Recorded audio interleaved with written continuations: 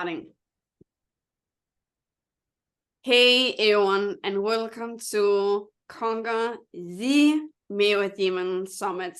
My name is Tanja Andersen, and I am your host. Today we have a special guest I also can call friends. She has been on this summit before, and I am so blessed by having her being part of this movement, be a part of this summit, because she is a person that have experienced something that I also have experienced in my own life, something that have been a part of my life in many, many, many years. And when I saw her talk about it, as we will share about soon, what that is about, it really opened my heart to learn more about what I have been through, because she is powerful, she's vulnerable, she's really going deep in it, what it is, and also make it very simple as it is, instead of something it is not. And her name is Dr. Meg Haworth. I hope I say your last name correctly, my friend. It's Haworth, it's fine. It looks like Haworth. So. It was like Haworth, you're worth it. Haworth. Hey, I'm worth it. This is my brain like to as a dyslexic, if I knew a word, I need to connect word I have picture together so it makes sense. It's a funny. Oh, okay. Yeah. That's a great way to do it. Yeah. Yeah. It is how I learned it when I was a little kid. It's just connected to picture, because I'm very visualized as a person, like seeing the picture. So if I know what worth it is, I see that word and just put hey in front of it, just okay, that makes more sense, so that I can learn to say it exactly. Great. Yeah. Yes. Got it. And who is Dr. Meg? She will also share a little bit about who she is, so you really get the essence of who is this amazing lady we are going to know about and really learn big wisdom from. So she is if I said it correctly, transformer. Oh my God. Transpersonal psychologist. I know it's a hard one. Oh my God. And a holistic chef, and Dr. Meg helps women survivors of that has been in a narcissistic abuse, and heal them through holistic health. I really hope I say that correctly, my friends. And something I can really learn from it, and I'm so interested in this, is really learning the holistic health way to do it instead of just talk about it. There's so many ways how to heal narcissistic abuse instead of just talk about it, as I have done through my past, and I'm really stepping into the more holistic health on a more natural way to really look into it. So share a little bit about who you are, my friend. So I've been in the industry of holistic health and wellness for 27 years.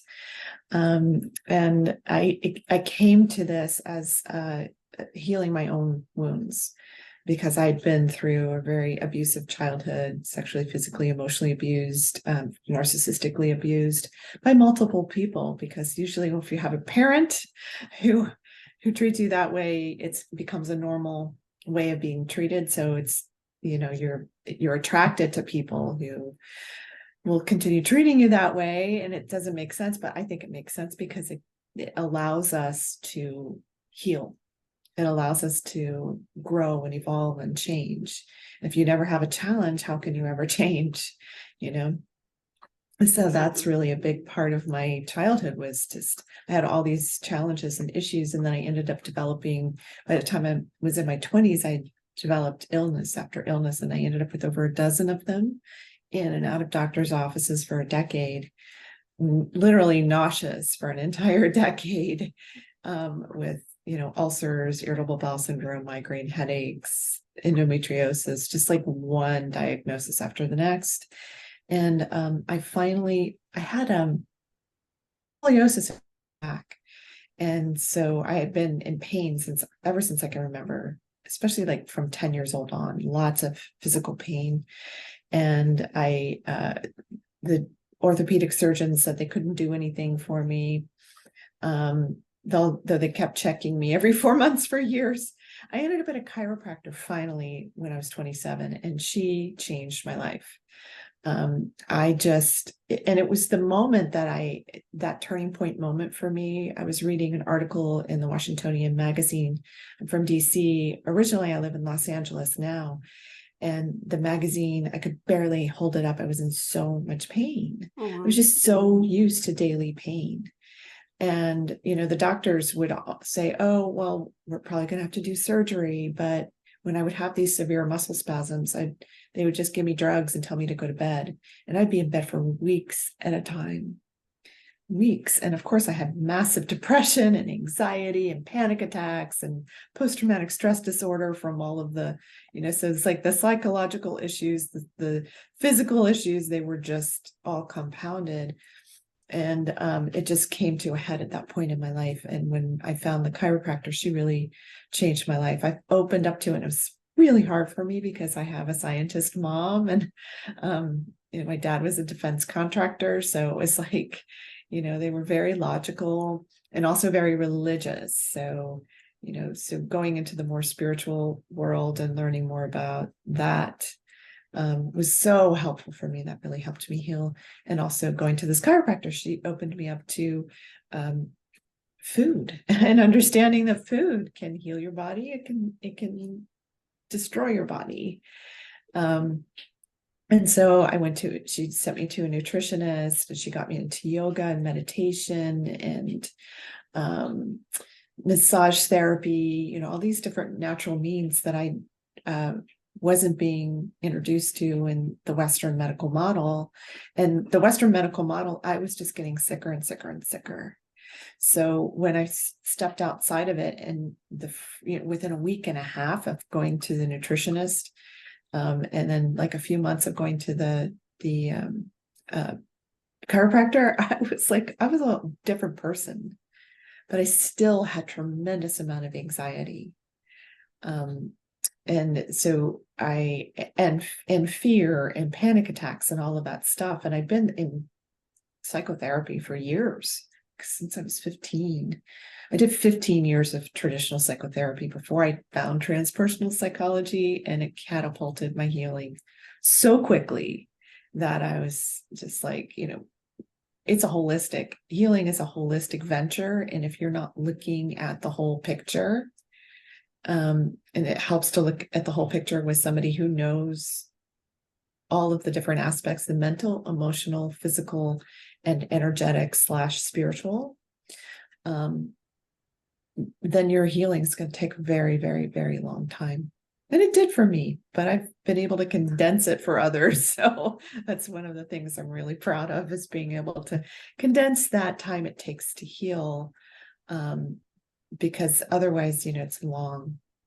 So I've been rambling, but anyway. No, not at all. It's so interesting. Thank you so much for sharing, Meg. It's so interesting when you share that, because as you know, like I've been a self-development since my dad, he took his own life in 2006, and I really choose to really invest in myself in 2014.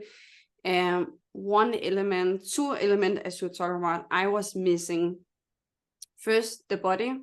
The second was the spiritual. I was working like so much in my mind, so much in soul, and I was like, when it's like this, I just feel like missing this click. Like I was so judgmental, like I'm doing like the work, I'm doing the homework, I'm in it all the time. Why do I still do self-harm? Why do I still attracted to unhealthy people, so that I can experience the same type of violence and really like put myself down when no one is watching, like really doing self-harm on what I'm eating, taking skin off myself and really damage myself. When it was really clicking for me, was really clicking with my body. There was so much trauma hitting my body. I was like, no clue why I had like different kind of pain sitting, and just like when it's like pop, like I just have like a pop feeling, like a balloon that's popping in my body. I feel just the most biggest release as like creating like a new space, like the spirituality, like space in really using the skills I have learned. And there on that point, it click, the skills I have learned and tools like click, click, click. And I start to use it, because I start to work on my body, start to pray, I start to go out in nature and hug trees and be in nature and Yes. visualize my father. He's touched my skin when the wind was coming, like really like being with the spirits in nature. There, my healing really start to shift so fast. Yeah, it's amazing how the earth, oh my gosh, the science of earthing is so fascinating, how the earth can heal us. But I mean, if you think about the frequency that the earth vibrates on, it's the highest frequency on earth is earth. Mother Nature, seriously. She's the best mother we've got. Oh my God. Amen. Yeah. Amen. So you have shared a little about, Meg, what was your shift moment in your past to become the expert and the leader as you are today, that really serving women all over the globe. So you have shared a little about specific, what was the 3 things that was really your key point to shift and to step out of it and choose the life you deserve? The 3 things that helped me shift out of the pain and choose the life I deserve. I guess the discovery of holistic medicine, that's one of the major shifts, huge, because when I started to rapidly heal just by eliminating allergens from my food, like from what I was eating and food chemicals. And, I was a junk food junkie before that. So no wonder I was sick, so much sugar. I eliminated sugar, gluten, dairy, soy. So that was a huge turning point. And that's what led to me becoming a holistic chef. I was a private chef to celebrities in Hollywood for 14 years, I guess, 12, 14 years, something in there. And I had to learn how to cook for myself 30 years ago when nobody knew what gluten-free and dairy-free, very few of us knew what that meant, so I was like pioneering in that field. And then sugar-free and chemical-free, all of that stuff. So, and now, like we see in the States here, we have so many places like Whole Foods and Erewhon, and there's so much consciousness and understanding around it. I remember people thought it was nuts back then. Oh my God. Yeah. They're like, are you crazy eating like that? They'd be eating their McDonald's and I'd have like a really, like a piece of chicken and some broccoli and some rice, at any rate. So the food was a huge piece of the puzzle, and understanding the holistic. Another, I guess, turning point or element of my healing was understanding how much our thoughts, feelings, and beliefs affect the physical body, and how those thoughts, feelings, and beliefs that get installed in us by narcissistic parents, by abusive parents, abusive childhoods, by even one sexual abuse incident that happens in childhood can cause a tremendous amount of damage. You think, oh, it's one thing and my parents were really loving. No, it can cause a significant amount of damage. And because that's like a big trauma, and what that does to a person over time. So discovering how the way I thought, the way I felt, the way I believed, the beliefs I had taken on from my narcissistic parent about, I was stupid. I'm like, I'm actually brilliant and I didn't know it, because I was programmed. You're programmed by a narcissistic parent to believe you're not lovable, you're not important, you're whatever it is that's good about you is going to be completely torn down, because they need to be in control. And if they feel threatened by you in any way, they're going to focus on that thing. So I got focused on being stupid a lot, and that wasn't the truth at all for me, but I didn't realize it wasn't the truth. It took me until I was in my late 20s to understand that, oh, wow, I'm smart. I just didn't really get it. My mom kept trying to tell me. My mom's brilliant. Oh my gosh. She's a scientist and valedictorian of a class. But anyway, that's another story. So that understanding the thoughts, feelings, and beliefs and how they affect your body, but also understanding the the energy system, and which is your spirit. It's the thing that animates you. It's the one thing that you can't live without. And when I totally understood that that is the root, that is what animates the body. So that affects the physical body. And the thing that affects the spirit or the energy system the most are the thoughts, feelings, and beliefs. The ones that get installed into you by your parents, the ones that get programmed, and also the ones that you believe. Even though, like when your parents telling you you're not that smart, you're never going to make it in life, those kinds of things.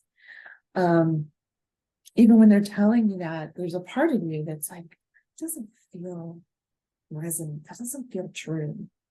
Especially for empaths and sensitives, because we're so aware of the spiritual side when we're growing up, and that's the primary crowd I work with, because I'm that too, an empath, sensitive, and highly intuitive person. Because we're so aware on so many levels, and that's something that they work really hard at trying to squelch in us. If you're being emotionally abused by your parent, they're trying to get you disconnected from your intuitive nature by confusing you all the time, so you don't know what's the truth. So finding your own truth is a very difficult task, but it's to their advantage. It's another way that they try to control you when you have a narcissistic parent, is to kind of knock out your internal guidance system and your bridge to that and make you question it.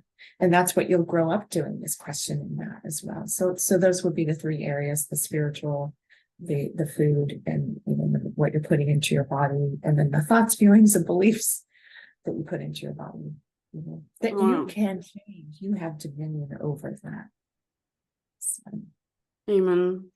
And dear audience, the topic we are going to talk about, as you get a sense of, is the healing the 5 major wounds of narcissistic abuse.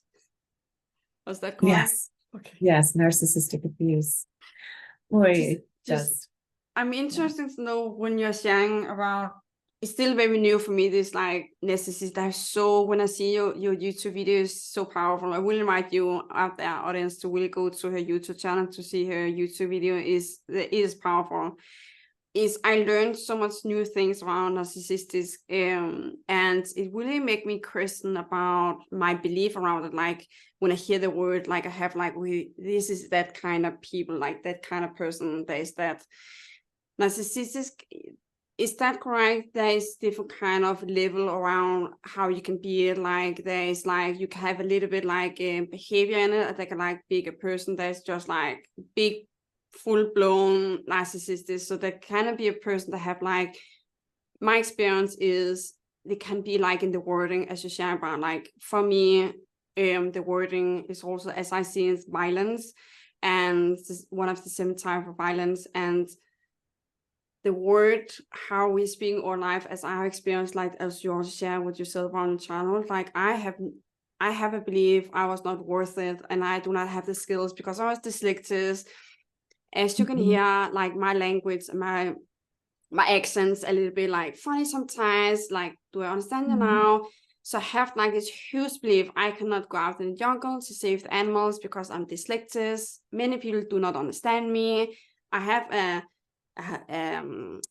funny accents. I have like a strong accent. It's like, when is that possible for me to go out in the jungle speaking English or maybe speaking Spanish and go? Well, how can that be possible? And it's just so interesting when I will learn to step into my body and spirits, to sell everything I own, travel out in Guatemala and Flores and live in the jungle for 5 months. I saw it is possible. It's nothing with the belief we have here, or I have here for people. And I've been around narcissists many times, also in relationships, because I seek that. I seek, where can I give myself pain? Because I'm only love when I feel pain. So I was honest to see relationship where I know I could get pain or be destroyed or really being down in the dirt again, to lose my identity. And again, because that was what I deserve. And to shift that was a scary thing. I like really feel like I will die because I get to let go of this identity and step into something I have no clue who are. Yeah. Yeah. Yeah, that's really important. And that's something that I think a lot of people that are survivors of narcissistic abuse don't understand or may not know about themselves, but you will pair love with abuse. You'll pair love with pain. And it's helping to dismantle that pairing that helps you bring in more people into your life that are supportive and loving and kind and caring and all of that. But it starts with you, like you were saying. It starts with overcoming, just it's like, okay, I who am I to think I can go into the jungle and save the animals? And you know what I mean? Like when you ask yourself that question and you're thinking, you can't possibly do it with all these limitations, but you went ahead and did it anyway. And what you discover when you do those things, and this is, I think, so important, such an empowering message to people, is that you have to do something different, and when you choose yourself and you choose that thing in your heart that is crying out for you to follow that path, and you just start doing it. And it's terrifying. It was terrifying for me to delve in and try to heal the sexual abuse wounds and the physical and emotional abuse wounds, the narcissistic abuse, and I say too, and I think this is important because a lot of people will tell me, and I'm sure you've experienced this, when something comes up and you feel like you've taken 20 steps back. It's like, I thought I healed this already. I can't believe this thing is coming up, and it feels even worse than it did before. I think we're designed this way. And this happens. I hear this from people, especially as we get older. They're just like, why is this coming up now? I thought I cleared this thing, And I often will say, as long as you're in a body, the fun never stops. So you're always going to have potential for growth. You're always going to have experiences that come to you and teach you, have the potential for teaching you about your own growth, your own development, your own ability to love yourself more deeply, to let go of what's in the subconscious mind and in the body that has been running the show that you just didn't realize, but you just see it keeps going. This keeps happening. And why does this keep happening? And so it's like unlocking those keys and seeing the emotions that do come up in a whole different light. I like to tell people, look at the emotions instead of thinking of them as negative emotions and they're doing these awful things to me. Think of them as teaching emotions, because they're here to tell you. They're messengers. I think they're messengers from the great beyond that are here to help us grow, to help us change, to help us evolve. If we'd only listen to them, but we're really busy trying to avoid them. Oh my God, what's the interest? No, thank you. Great. I'm going to distract myself with TV, sex, alcohol, drugs, food. Sugar. Mine was sugar, like sugar addiction. On other people. Yes, sugar addiction. Yes. Oh, horrible. Yeah, whatever it takes to numb this out. And then everything that we focus on to try to numb it makes everything worse. So it's like, okay, all right, got to face it. And facing it doesn't have to be as painful as you think. So it really doesn't. It's way more painful to avoid it. Powerful. Is there something we are missing around like this topic, healing the 5 major wounds around narcissistic abuse? What would you like to share around that? Yeah, so narcissistic abuse, especially when you have a parent who narcissistically abuse you, and a lot of people don't recognize that until they get a narcissistic mate. And then they start to realize that, oh my gosh, this person and the way he's being or she's being is just horrible. The way they don't seem to care about me. They seem to have zero empathy for anyone. It's all about them. Everything is focused on them. I don't matter. They don't hear me, see me, understand me. And then when we start delving in, I'm like, let's talk about your parental relationships. And they start to notice like, oh my gosh, it was just so normal that my father or my mother treated me that way that I didn't realize. And people are really hesitant to look at their parents and the wounds that they cause because, there's the big honor your parents, don't blame your parents. It wasn't their fault. They did the best they could. All of those are wonderful excuses to not do your own work. I hate to say it that way, but that's just there. If you're saying my parents did the best they could, sure, they did, but that doesn't excuse the wounds that were created by their best, which could have been really abusive. So it's up to you to learn to heal those wounds. And some of the major wounds that we get as narcissistic abuse survivors, I call us ACONs, adult children of narcissists are ACONs. And it's because you've been conned. You've been conned into believing all these things about yourself that are not true. You're going to be conned into believing you're not good enough. You're not lovable. You never get it right, ever. So you've got these things they con you into, and then they affect these areas of your life.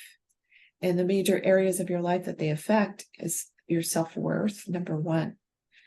How I feel about myself, how I see myself. I still struggle when people tell me like, like, oh my God, you've written 6 books and I'm like, oh yeah, but and I'm like, I still kind of like try to bring it down a notch. Well, instead of just going like me. Yeah. I did that. Like, that's incredible. You're right. Wow, thank you for noticing. It's like people will say, oh, you're so humble. And I'm just like, I think I'm just still dealing with self-worth issues. So and not seeing myself as I really am, which is one of the programs.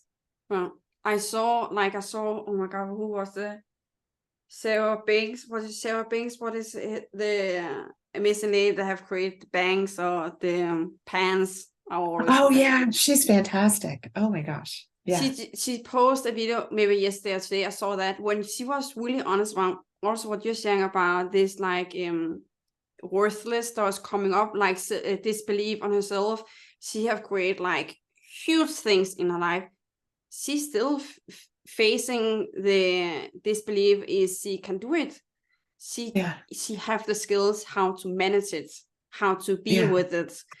So it will, to the audience, will always be a part of your life. The question is, you get to learn to have the skills, have the tools, or be around people like Dr. Meg, where she really can support you into see it as it is, so that you can create what you're meant to create, because it will always be a part of life. Like as Dr. Meg says, like journey life is about self-development, and there will always come new layers, new shapes, new color, new smells.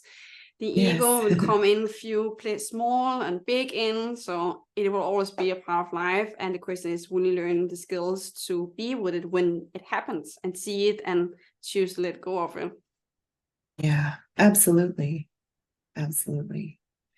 Ooh, it's a journey, but it's such an important one to take up and work through. Yeah. So anyway, these wounds they're deep, Well, another wound is self-identity. Oh my God. That's how you see yourself, how you identify yourself, because your identity gets crushed by a narcissistic parent because you're supposed to be in service to them. So you basically equate to being a slave to them and everything that they want and desire, because it's all about them. So your self-identity, which leads to your life purpose. What's my purpose? Why am I here? And those big questions, who am I? Why am I here? What's the purpose of my life? Are the most important questions you can really ask yourself, because they lead you on the path of healing, on self-discovery, on understanding your self-identity is really also tied up in with your mental and emotional and physical, which to me is your personality. That's your personality here on earth. Like, who am I? How am I being with this personality? If your personality is so wounded from worthlessness, then a feeling worthless. And that's really what the narcissistic parent wants. They want you to feel worthless, so that they can feel superior, because it's all, again, about them getting energy. And this is an important part, I think, to bring up. That's what it boils down to. Narcissistic abuse from a parent, or any narcissist, is it's an energy dynamic, and they're literally taking your energy from you. And when you're an empath and you're a sensitive, those are the people they hook onto, because they don't have the empathy. And so you become the empathy drain to them, but then you're sponging their shame, because it's a shame-driven disorder, and you're sponging their guilt and their past traumas and wounds that they will never look at. On occasion, some narcissists do end up in therapy, but most of them will never go, because they will never admit. They'll never take responsibility and admit that they did something wrong.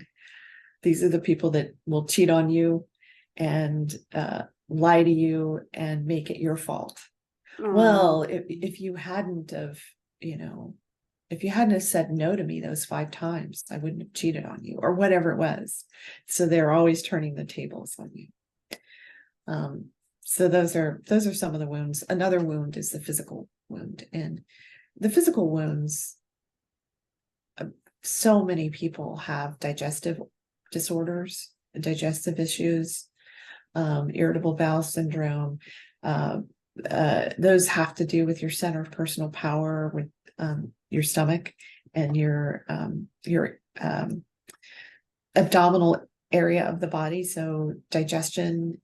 And if you think about digestion and the metaphor, what that means is like digesting life. It's very hard to digest your own life when your own parent is just tearing you down all the time. As soon as you get up, they're going to tear you down. So you don't want to share even good news with them, because they need to be superior. So at any rate, so some of the things in the physical body that I see a lot are stomach issues, abdominal issues. That's your mental and emotional self. That's your inner child, your adult self, and those patterns that get formed, those thoughts, feelings, and beliefs that become your patterns, that you get to also undo. You can create new patterns, or I should say, it's not even really new patterns.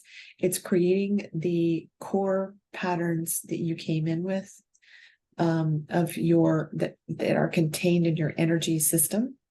And those are your own qualities, your own goodness, kindness, caring, empathy, peace, compassion, all of these qualities that you actually have inside of you, that you completely get like disconnected from when you have a narcissistic parent. But as you embody those qualities, again, embody that peace, that love, that joy, that compassion, that care, you give all of those things to yourself, you get better. Those are the true healers,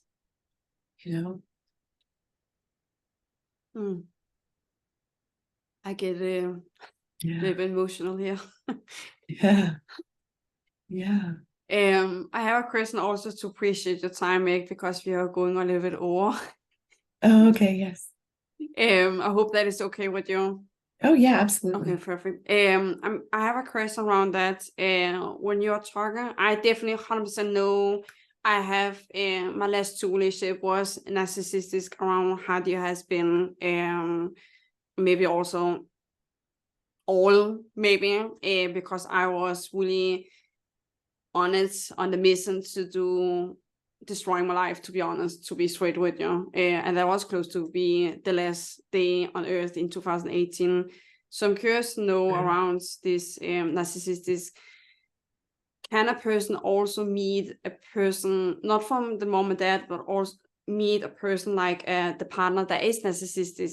Of course, the parents have maybe a sense of it, or since I have been attracted to people, my partner that has been narcissistic, of the wording, how they speak to me, how they treat me, or what I allow them to treat me, and I'd be like the slave, as I see myself to be in the relationship. I just like was a slave for them. Can you meet if you have not, if your dad, okay, if your mom and dad is not narcissistic, can you meet a partner that is that, or do you mom and dad get to have a part of that so that you attract narcissistic? Does that make sense? Yeah, so what I think I'm hearing you say is that if your parents were narcissists, does that mean you're always going to attract a narcissistic partner, or can you attract a partner who isn't? Is that or if your mom and dad is not that, can you attract a narcissistic partner? Yes. Yeah, I do see some people who do that. But again, they tend to be empathetic, compassionate, sensitive, kind, caring, all of those things, because unfortunately, the narcissist looks for all of those qualities because it's easier for them to control that kind of person, because they are so kind and caring. And so when they come in to your life, they usually sweep you off your feet, and they're wonderful, and they're, oh my gosh, it's my dream come true, and I finally found the person, and until they get you. And then you start to see, like, oh, when they start to belittle you and shame you and put you down, and then it just kind of escalates from there. So sometimes it's not easy to spot, So yes, but I think, they do look for people that are easier to control. And unfortunately, those are people like us who are kind and people pleasers. And oh my God, people pleaser. Yeah. Your needs before my needs, as I learned as exactly. Oh, exactly. Yeah. And that's something that you have to learn as a people pleaser, Acon, who is, just, you have to learn how to put your needs first. And it's not natural, because you've been programmed to make the narcissistic parents' need first. When I learned that to put my own needs first, to be honest, I hate myself. Like, I did not like it.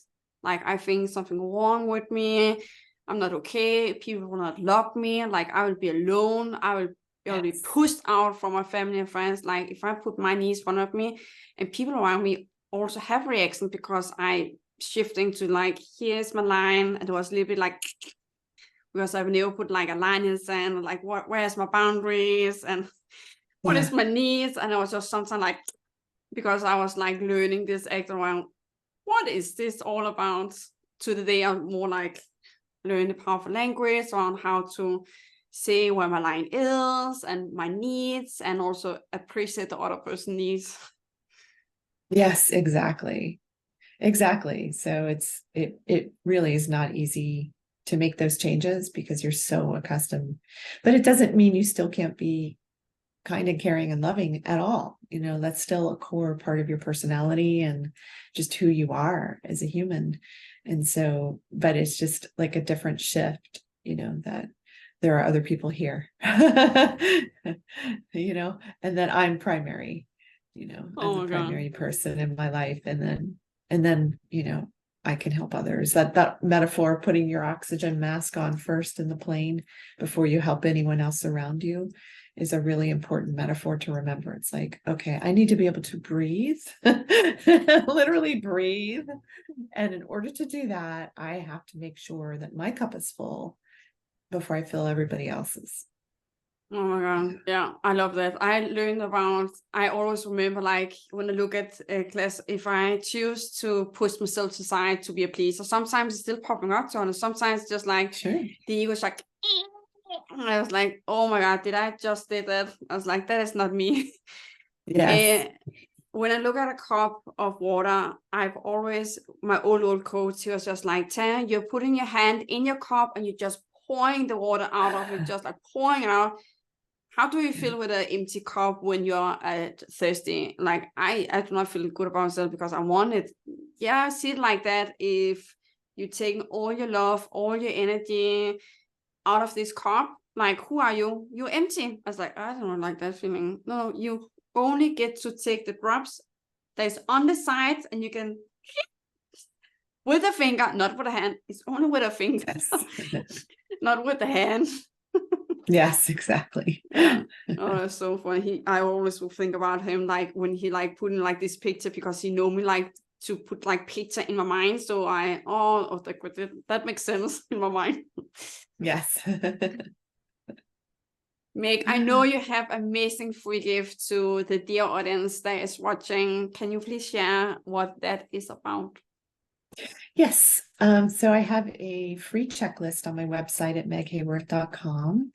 And it's 52 ways to tell if your parent is a narcissist. And so it's a checklist. So that helps you understand, even if you are like, I'm so aware, I find that because of the programming and the confusion that you get, it helps to reinforce and go, oh yeah, that those were all the things that they did, that and I think a lot of us have to keep reminding ourselves, like, that's what happened.